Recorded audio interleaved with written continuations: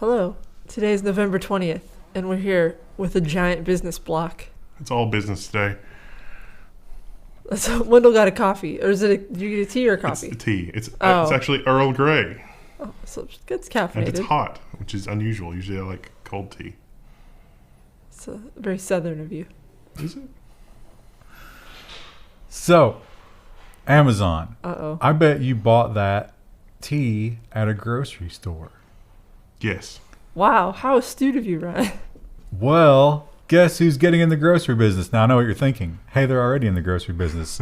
Amazon bought Whole Foods. But no, that's not enough for them. Amazon will launch a new grocery store as an alternative to Whole Foods. Amazon has a different vision of what the grocery store can be, and that's really terrifying. I like to imagine that the other one is going to be called Half Treats. You know, in like imagining the future, I sort of figured that the whole vehicle of a grocery store like this would be like you give them your Amazon account in order to get in. So it's like Costco or Sam's Club or something like that. And then you have your regular shopping list, but the whole point of that experience is to convince you to buy even more different stuff. Now, this is not the, like, cameras watch everything you do and you don't check out, like their convenience store. Was it Go? I think they called it Amazon Go. Yeah. This is not that. This is a new thing. It's going to be like a regular, normal, everything like you expect grocery store, but with Amazon's twist on it. We're not sure what that's going to be. It's going to be like, you ever go to Sam's Club when they're kind of busy and they have a bunch of people giving you samples of stuff? Yeah. I bought all kinds of stuff that I never would have bought if it wasn't like, oh, wow, this is actually pretty good. See, I just go there to scam the free food. I don't actually buy it. Yeah, you could get an entire meal out of all those little samples. That's going into your data profile. You're not going to get away with that forever. One day the doors just aren't going to open when you walk up because of the facial recognition. Social credit denied. Eats too many cheeses. So Apple released that credit card, and everybody was super excited about it. We talked about Goldman Sachs was like, this is the greatest thing ever. Everybody's signing up. It's fantastic. But the way that you were chosen for being accepted to the card and your credit limit was all done by algorithm, AI. And that is, it's been exposed to having a little bit of a bias. Dell Unveils subscription. Oh, that's the wrong story. That is the wrong story. Oh, no. Oh, no. No. All right, forget all that. Dell's released a subscription service. Dell has unveiled a subscription model to counter Amazon and Microsoft. However, the video on this is about what we were talking about. So, oh, that's what threw me off. I saw the was there. So what this is basically like a lot of companies like the fact that they subscribe to hardware. The economics and accounting rules in America are from made up fantasy land, like full of accounting fraud that allows things like Enron to exist. And so that really interferes with Dell's bottom line, because Dell's bottom line is about selling you hardware. And then you've got an asset. Oh boy, that's taxable. There's also this leasing thing. So this read to me like leasing, but with more steps. Well, they want to compete with the cloud. So, hey, which is not a good deal. Run your own cloud, but get new hardware every so often. And you always know what your price is. You don't have to be surprised by, it's just a monthly fee. You budget it. Here's what's going to happen. But they have a lot of different tiers. So it's going to be hard to navigate for people who aren't like really intimately familiar with it. Like a lease, but with more steps. So who knows? Maybe that'll work. Maybe it won't. You do still have to go through the whole thing of setting it up by yourself. Yeah. And that's more cost that's not factored into the monthly fee. Now, the Woz story, which probably should be next. No, well, that's later. So we'll get to that. It's fine. Okay. GitHub. GitHub is one of those companies, and that's Microsoft now. Microsoft bought that. It's one of those companies that's having some activism. People don't like the contracts that they're taking, so they're quitting. People are more woke than ever. TechCrunch has the headline, GitHub faces more resignations in light of the ICE contract. Now, this contract with Immigrations and Customs is only a $100,000 contract, but people are upset enough about GitHub doing business with ICE that they're quitting. Which is, whether you agree with that or not, that's kind of how it should work, right? Like, if you don't like the business practices of the place you're working for, you quit. Listen, if we have guaranteed income and people think that they can just do this activism, quit, and then immediately find another job, there's no end of the social change that will come about. We must stop this. Nah, see, I look at it from a different direction. I think there'll be no limit to the number of candidates to replace her, and no one's going to care. That's one particular woman they mentioned, but I think they said, 7 other people followed up? So if you get a big enough run going, maybe you can hurt them. But for the most part, I don't see it going anywhere. It's like that one movie where like the two guards look at each other. They're like, "Are we the baddies?" Microsoft, perhaps feeling some pressure socially, has made a very surprising announcement about the U.S. GDPR that's come out of California. Microsoft is vowing to honor California's sweeping privacy laws across the entire U.S. Although I think Microsoft is in a unique position to be able to respond to this, because Microsoft's already a global company, and they've already put controls in place to deal with GDPR. They're just going to turn them on for the entire U.S. now. So these rules make it possible for you as a consumer of Microsoft services or a subscriber to Microsoft services to see exactly what data they have, to download a copy of it, to tell them not to sell it, even though they're still providing you with services, and Microsoft can't penalize you for requesting that you ask them, not to sell your data or anything like that. So this is kind of a win for consumers. So this computer, we mostly just browse news stories and the ones that we talk about on the news, and somehow The Verge targeted advertising thinks that we need addiction treatment because of that. Or maybe it's just like by location. It's like, well, that could be it. Higher than national average in terms of Speaking of GitHub, they are worried that, hey, our whole world is this code. And what if something terrible were to happen and we were to lose it? That'd be the end of us, right? What can we do to guarantee that it stays here forever? And they have a couple of interesting solutions, one of which is a great headline. Open source code will survive the apocalypse in an Arctic cave. GitHub is preparing for a different kind of the end of the world. It's not a dog. Yeah, so. It's not a dog. It's some kind of thing. Oh, you're talking about the thing in the Arctic. Yeah. Oh, okay. Yeah. No, I don't think that there's any alien technology here. You don't know that. This is a giant drum of some kind of laser cut film that's supposed to last, was it 200 years? That doesn't seem long enough. And they're hoping for 100. We're like, we need to leave something behind that a civilization can do some archaeology on, like, for 100,000 years from now. Like some kind of pyramid. And then they have another thing where they cut some kind of glass with laser that's supposed to last an insanely long amount of time. Oh yeah, that's the Microsoft thing. They've etched that storage will last tens of thousands of years. And they put some kind of movie on that. Mm-hmm. So it's going to be that movie and GitHub that's going to be forever stored. It should be the thing. So that way, like, they watch it and they're like, is this some kind of warning? Like, I don't understand. And Microsoft. So, again, the story should have been a different order. I didn't think about this. But Stadia launched, and Microsoft has long been working on their own answer to that, which is xCloud. Their own Me Too. So I think they made this announcement just to get in front of Google a little bit. Microsoft has added over 50 games to xCloud Preview and plans for a launch in 2020. The games are mostly 4 versions of Tomb Raider and a couple other things. Still better than Stadia, though. Yeah, these are just the new ones they pointed out. They don't have a list here. But anyway, yeah, this is the thing where the processing will happen out there on Microsoft's cloud, and they will cast it to your local screen, just like Stadia. Although it's not just like Stadia. I don't know if Microsoft is doing the controller with it. I think they might be using the Xbox or something. I don't know. But that's coming. Game subscription services are coming.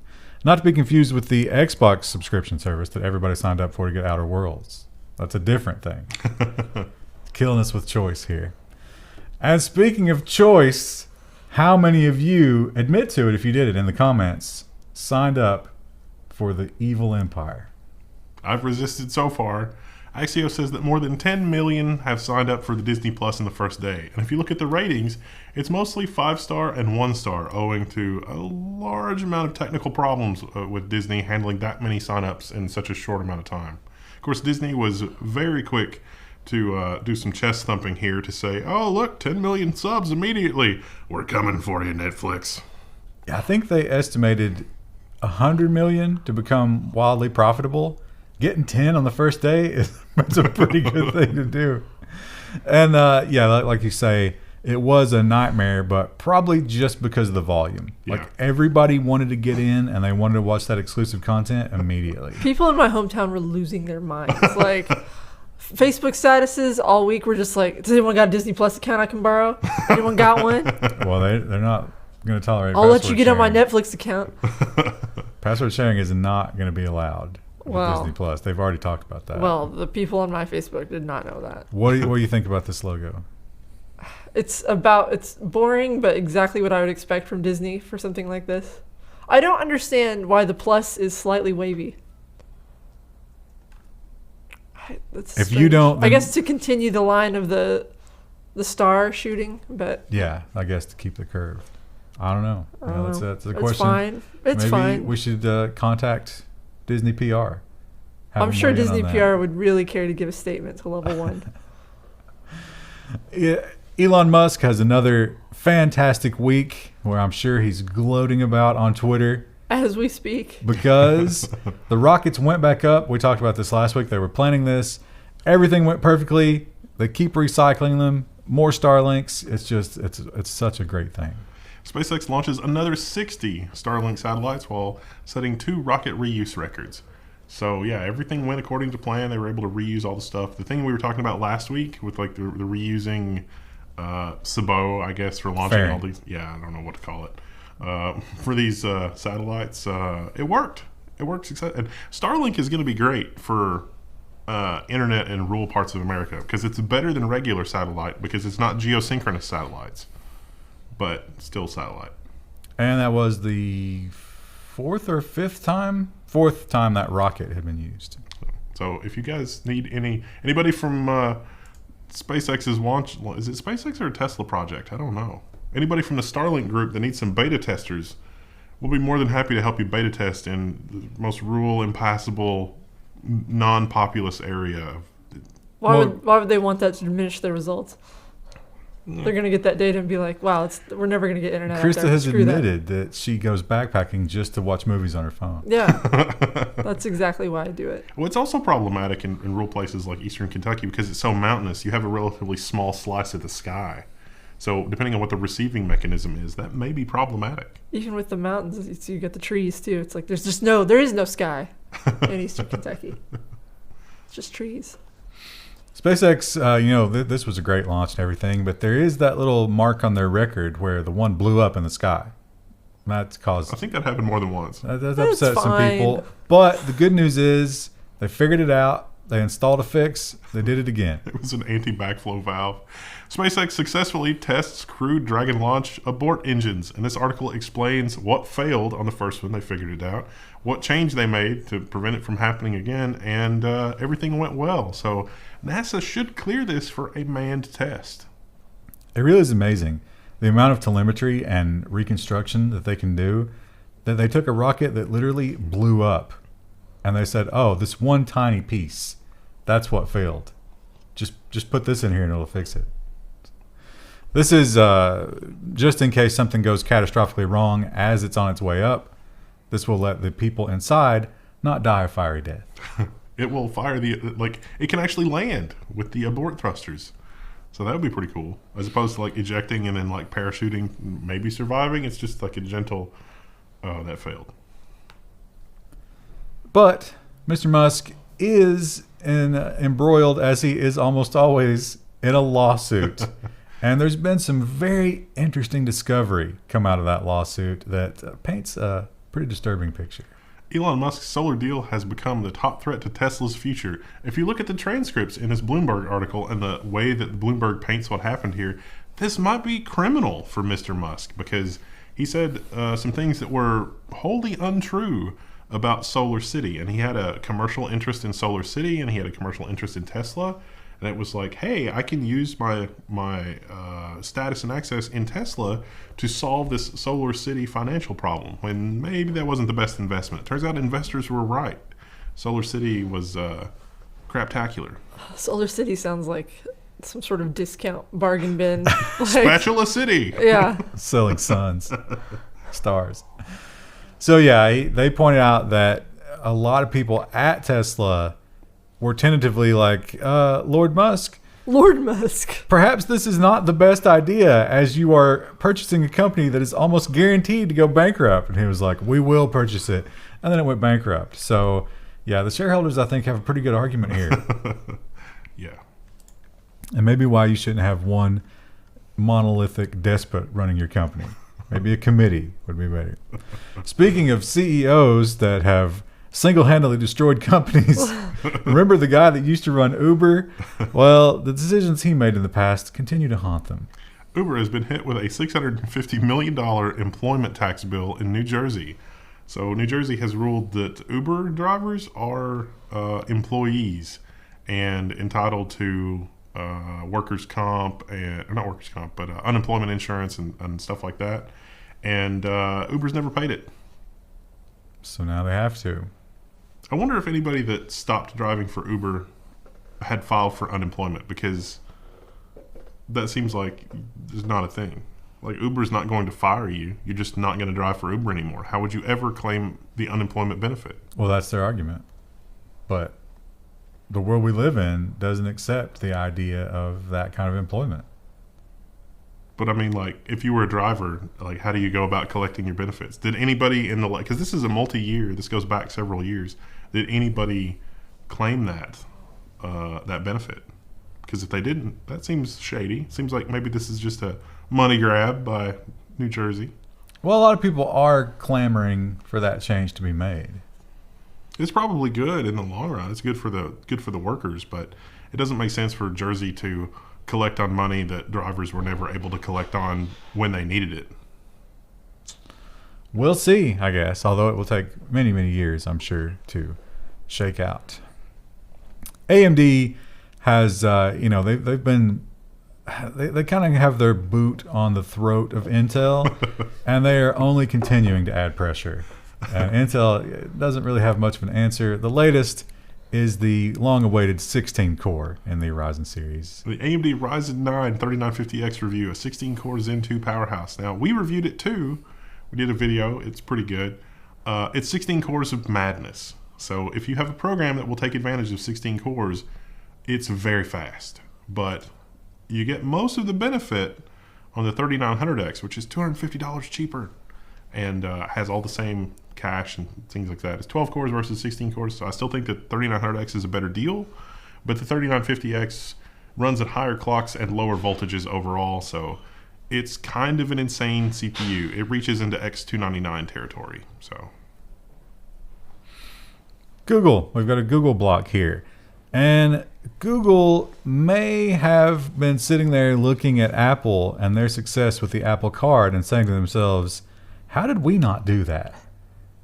We rule the world. Why are we not into banking? The Wall Street Journal says that the next in Google's quest for consumer dominance is banking. Now, this one I couldn't read. The paywall defeated me. I think they blacklisted my IP address. Well, I found an alternative. How dare you try to educate yourself? The interesting thing about this, it's going to use the Google Pay. Like, you're going to have full integration with that. But otherwise, it's a very traditional kind of banking. Like, everything about it is not, you know how the Apple Card was kind of like, oh, you're only going to do this with it. You're only going to do it. No, the Google banking is very old school. It's just by Google. I'm kind of surprised that Google hasn't bought Visa, because we know that Google has agreements with Visa, MasterCard, and Amex for purchase data, because they're able to reconcile things. And we know that Google mines the crap out of your Gmail to know that when you bought things. So I'm pretty sure that's in the how not to get hit with an antitrust newsletter every week. Like, remember, don't acquire something like Visa or the government will destroy us. Keep that in mind. But it's okay if we become an independent merchant bank. That's completely fine. Chrome, modern browsers are somewhat infuriating because it's obvious that they want speed among all other things. And I think the thing that they're terrified of is users who don't know what's going on just being like, oh, this is slow. It must be Chrome. Let me switch to another browser. And that's why you can't really ever defeat the cache. It's really, really annoying. But I think this is another step to say, hey, it ain't the browser, bro. Don't blame us. Remember, it's not our fault. Google Chrome to identify and label slow websites. It's going to put a little icon next to them to be like, the website you're about to click on, it's kind of slow. It's got a lot of tracking scripts, marketing scripts. They can't seem to slim it down. So just FYI. Oh, I can't wait for the apocalypse. The next adpocalypse. Yeah, that's going to cause, yeah. Seems a little ableist to me.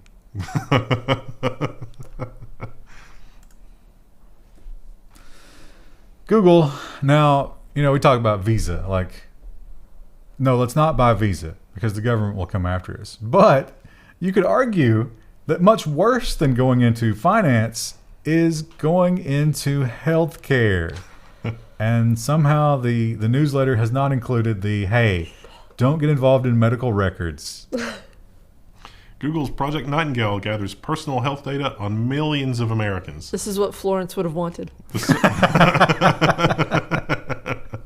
The search giant is amassing health records from Ascension facilities in 21 states. Patients not yet informed. Ooh.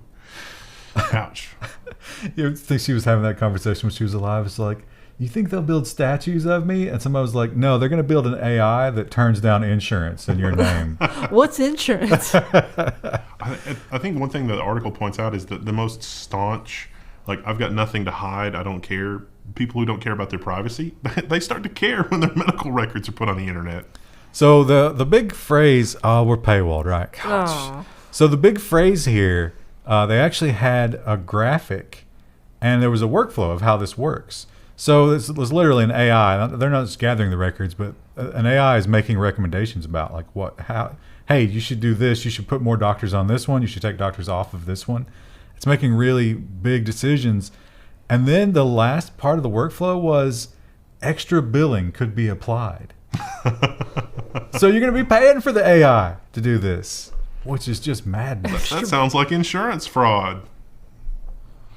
It's a dark timeline. And No you're not one cares gonna when be it's able, the insurance company doing it. You're not going to be able to get away from this. So they pointed out that this is totally legal. Yeah. You can't like opt out of it, and it might already be happening. You don't know. There's a certain group of hospitals they're already partnered with. And another thing that Google might have going for it, who knows? But we're going to find out because the Supreme Court has finally agreed to it. Oracle Google copyright dispute to be decided by the Supreme Court. Oracle must not be allowed to win. The fate of programming APIs and the human race is at stake. We've already talked about this previously. This is the API thing where Oracle says that APIs themselves should be the subject to copyright rather than the things that they do. And it's a dumb argument, but who on the Supreme Court do you think will understand this? You think Ginsburg could even begin to wrap her little walnut-sized brain around this? I would love to see her taking like a Visual Basic class or like a JavaScript class or something. She's like 3 inches from the screen. Oh. I think that would be great. That would be awesome. That'd be good for entertainment. Well, it'd probably be good for all of us if they took some tech classes, but they won't. Yeah, they won't. For sure they won't. Now we got an ad for Alka-Seltzer. What do you think about us, The Verge and Neutrogena? So Google, this is the Google blog, by the way, if you're thinking, why are we having story after story about Google? They're famous for their transparency in the workplace, right? You get to set up meetings if you want, and they have this famous Friday meeting. Weekly, yeah. TGIF, and not everybody gets to go, but it's live streamed to the entire campus. So there's a big group, and they talk about things. You're allowed to submit questions. You're allowed to talk about anything you want. Any kind of question that you have, they'll talk about it, but not anymore. Google is scaling back its weekly all-hands meetings after leaks, and Sundar Pichai tells staff that, this is not going to happen anymore. The longer explanation here from him was that only 25% of the company even tunes in for the TGIF meetings, and it has become a platform for political dissent and criticizing what Google is doing rather than business strategy and products. And he's always like, we need to return to a focus on business products and strategy, aka let's not get everybody all riled up about who's doing what contract for what, or this, or what constitutes a sandwich. Is a Pop-Tart a sandwich? Like the whole Chinese dragonfly thing. Like, let's just forget about that. Basically, he said, talk about Google stuff or I'm shutting down the meetings. He literally did shut down the meetings. But he did, yeah. No. He did it. It's once a month now. And they're not talking about politics. So that's going to be interesting. This one from Business Insider. This is kind of a Captain Obvious story. I think we all knew this. Well, at least most of us knew this. But it does bear repeating, I guess. And they do point out some details about how it works.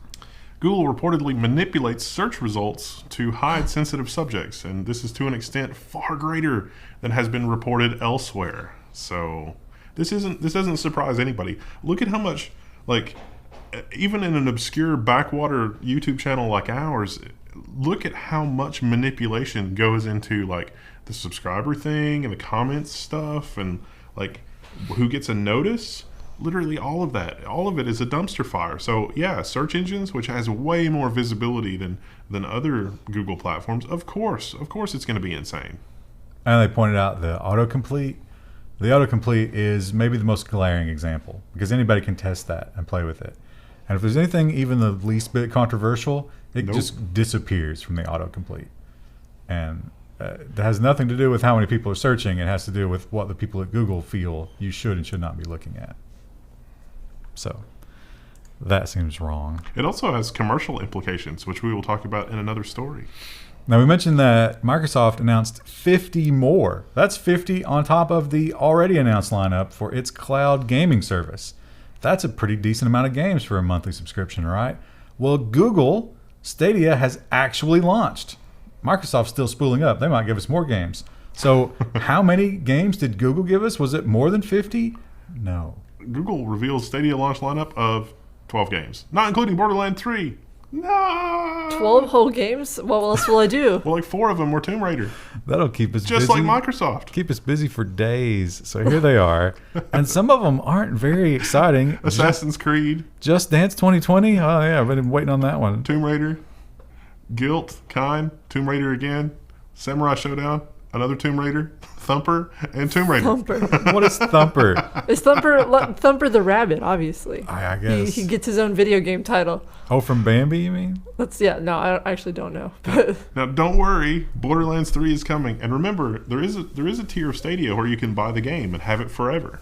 But also Until it goes away, revealed and then from you don't have Stadia's launch is a lot of the features are missing. Yeah. Like 4K and the ability to play games with your friends in co-op and the ability to save certain things.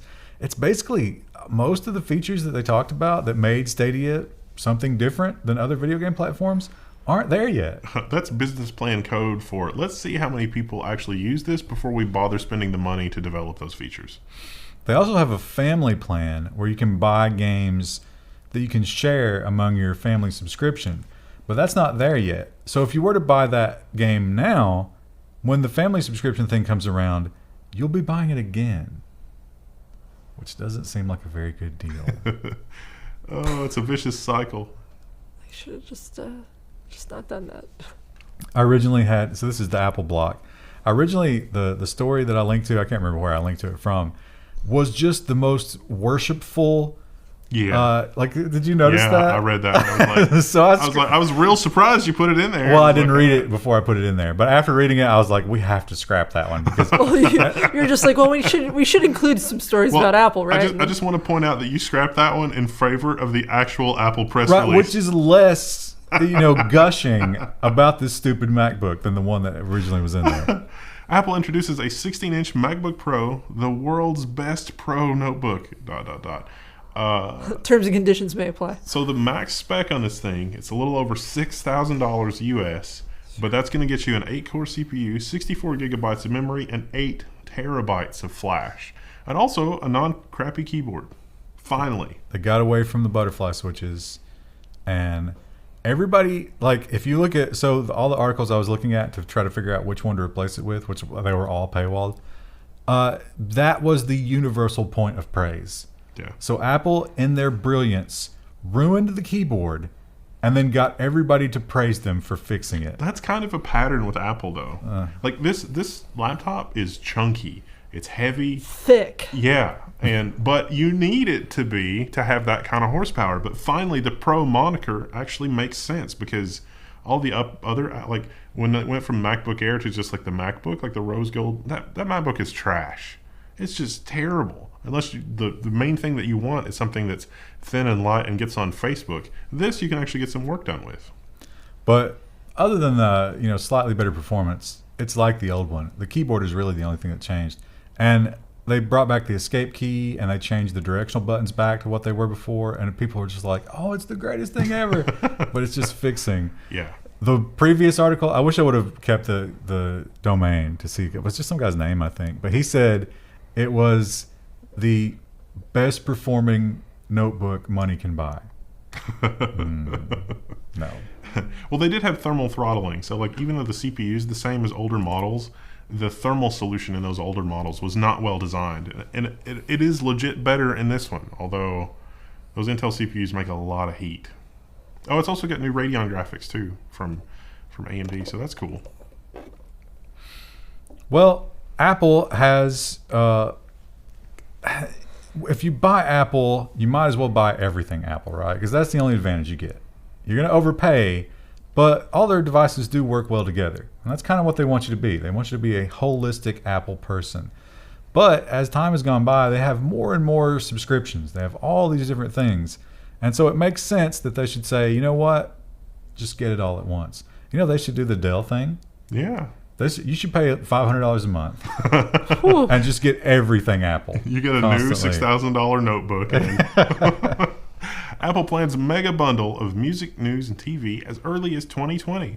The company keeps the rights to the bundle, the News Plus service with TV Plus and music. So this could be good for publishers, but this might not be great for publishers. It just depends on how much consumers use the service.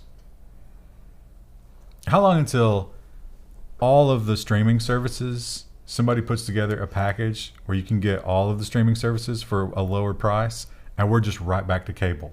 Yeah. Well, I'm sure that's probably already in the works and it just hasn't been announced yet. Hulu, Netflix, Disney Plus, and HBO Go price combined is roughly equal to the average cable TV bill already. So cut that by $15 and offer it as one big package, and people would go for it. Probably. Because they're going to save a little bit of money. If Apple could do that, that would probably work. But I think Apple wants too much of a cut for it to make sense for Netflix and Disney Plus and the other people. Yeah, that's the impossible part, is getting everybody to agree to on board with that. But when they start eating away each other's profits, then maybe.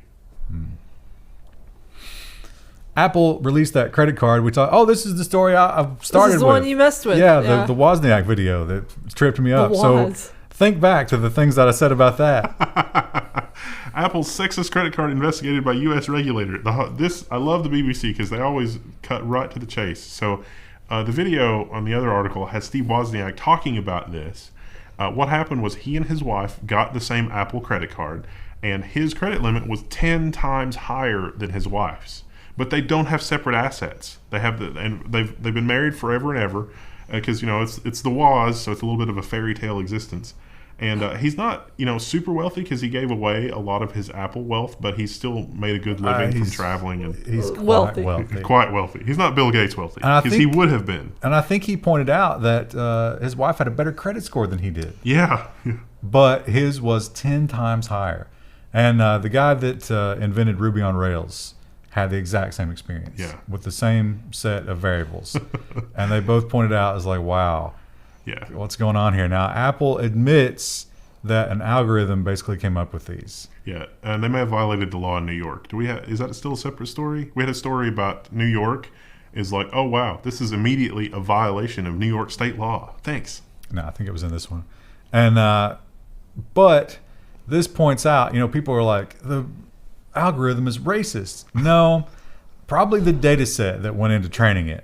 Yeah. Really did show that women were the women in that data set were bad with money, and so the AI had no choice but to notice that is what we pay them to do. They figure those things out. But you'd think maybe it would notice over X credit score, then raise credit limit by. Yeah, I don't know. I feel like there's a way around that, but No, I think it's still considering all of that. It's just like, with everything else being equal, if gender is F, reduced by a factor of 10. it seems so high. That's what it sees in the data. I wonder if the data they were looking at were more like high-end accounts in corporate America, which is dominated by men. And then a couple of females, like the sample size was so low that they drug it way down. I don't know. I'm sure somebody will attempt to figure all that out. Meanwhile, when it comes to minorities being trampled by Apple, perhaps the most egregious example of that, our most maligned minority in America, is the vapors. Exclusive. Apple is going to remove the vaping apps from the store. Now, they put a moratorium on new vaping apps a while ago. It's like 2 months ago. And now Apple is going to remove the vaping apps from the store. If you've already installed the apps, you can keep using them, but good luck with that. No one is going to update those apps now. These are apps for things like controlling the thing that you use for vaping, as well as, like games that had something to do with vaping, which I guess was a thing. Maybe it teaches you how to blow smoke rings or, I don't know, do tricks. Like cloud tracker. Apparently, some of these vape things are RGB, and you can program the thing through the phone. I don't know. So you can get even more attention. Yeah. Yes. When you're in public. I saw there is now a political action committee. We vape, we vote. Because they're tired of, like people trying to step on the rights as vapors and get rid of all that. I mean, yeah, like Vapors rise up. a dozen or two people have died from vaping, but how many people have died from tobacco or alcohol use or fireworks? Yeah, this is one of those situations where it's like the child pornography thing, because vapors are so annoying that nobody wants to fight for them, but they are absolutely getting railroaded here because big tobacco is just manipulating everything behind the scenes. That the vape illnesses are so blown out of proportion. It's astonishing. It seems to be like Philip Morris is like, no, you can vape as long as we're selling you the vape gear to do the vaping. Because, Well, they're saying like our stuff is safe. You can't buy this outlaw vape. Yeah. So we need regulations that say you have to buy our stuff. Yeah. That's really transparent, but it's the world we live in. So I support the vapors. Engagement challenge. I wish they'd stay at home and do it, but whatever. Vapors rise up. Motorola is doing everything they can to just get into your brain with that nostalgia pin and just dig out every good memory that you have of the earlier days. And I've also entered into the horror of the folding phone. Motorola Razr. Yeah. It's the Razr, but it's a folding LCD, and holy crap, the video makes this thing look legit. It does. It seems like for what it is, it seems to work really well. Although the price is not going to happen. $1,300 is insane. It's more than that. It's $14.99. Oh, people Well, would- $14.99. People will pay for that though, because like even I remember the original Razr back in my day, and like people would pay a stupid amount of money for those because they were kind of like a weird status thing at the time. I don't know that these have reached that cult status, but they might. So the thing about it is, yeah, it looks cool, and yeah, that's kind of a convenient form factor. It fits in your pocket. Now they point out in the folded state, it's the same thickness as the old Razr. That's not very thick. Yeah, pretty cool. But in terms of the hardware, this is not an impressive phone. No. Not at all. And it's $1,500. At least the screen is protected in its folded state, which is kind of nice. I think they should have made it thicker if it was going to give you better specs. Well, we'll see. We'll see how it does. I had one of the old ones. I had one of the old Razrs. It was fine. It didn't blow me away. Mr. Fancy. Did you have the pink one or the black one or silver one? No, mine was silver. There were 3 colors. Pink was like the cool one among the girls. My cousin had a pink one. I didn't love the keypad on it. It was very flat. And back in those days, I was actually doing texting a lot. So, see how that works. .org websites. Now, it's always been, I don't know how strictly it was enforced, but you're supposed to only get a .org if you're a nonprofit or, you have some public usefulness with your website. It seems like those days are over. The org that doles out .org websites just sold itself to a for-profit company. This comes on the heels of the organization that regulated the .org top-level domain, saying, you know what, these caps that we have on what it costs to register and renew domains, let's just throw that out. It can be whatever. .biz and .info also unlocked as far as what they can cost. That's not good. So if you've got a .org domain, it's probably going to get a lot more expensive. Sad. Although if you've registered for like 10 years, maybe you could sell it. That would be wrong, but you could do it. Dark patterns. What are dark patterns? Dark patterns are things on websites that make you think that you need to buy this product, or that maybe they upsell you on a product you don't want, or a newsletter you don't want, or something like that. And they do it in nefarious manners. And looks like they're everywhere.